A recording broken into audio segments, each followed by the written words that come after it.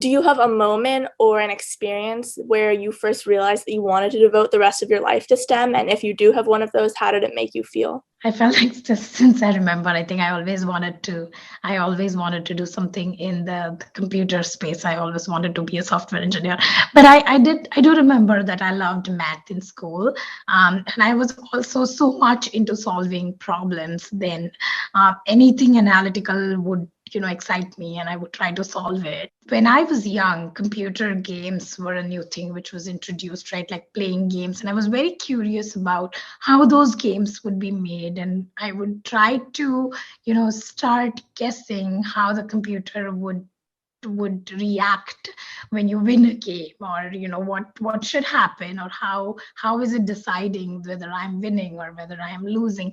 All of those things were things which I started getting excited about, and something which I felt like I want to know more, and I want to study more about how these are built. So it started from there.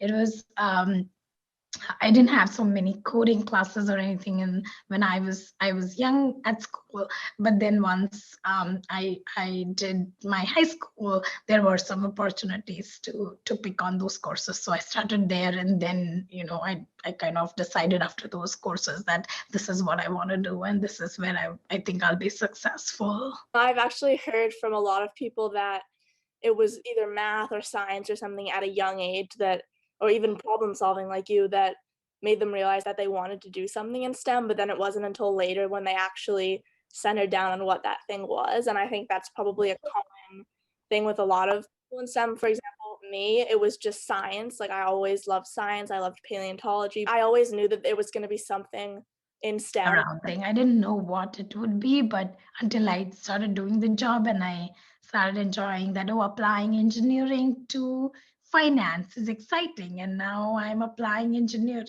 to actual infrastructure, which is exciting. So I think just the application of engineering is what is exciting me, which I didn't know back then. There's so much in STEM, right? That everybody's going to have their own story of what they really like. Did you have a mentor in STEM, or do you have a mentor now? And when did that mentor enter your life, if you do have one? And would you advise girls in STEM to find mentors?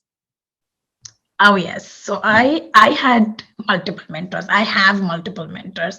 Every step of my career, from um, even in school, but after that, like when I started the job, then when I was a tech lead, when I'm engineering manager, now at Google, when I'm starting my career, I have had a mix of mentors, which have been more senior to me, which have been my mentors who are not directly working with me, but just somebody outside who I can use as a soundboard, for talking about my goals as well as where I am in my career. But an example, like recent example, is I had when I was switching from Goldman, I wanted to do something different. I wanted to apply engineering to a different field than finance. That's when I needed a soundboard to talk about, okay, what is that next thing I want, right? And I wanted somebody who has experienced this. So I have a mentor who has been in this field for 30 years.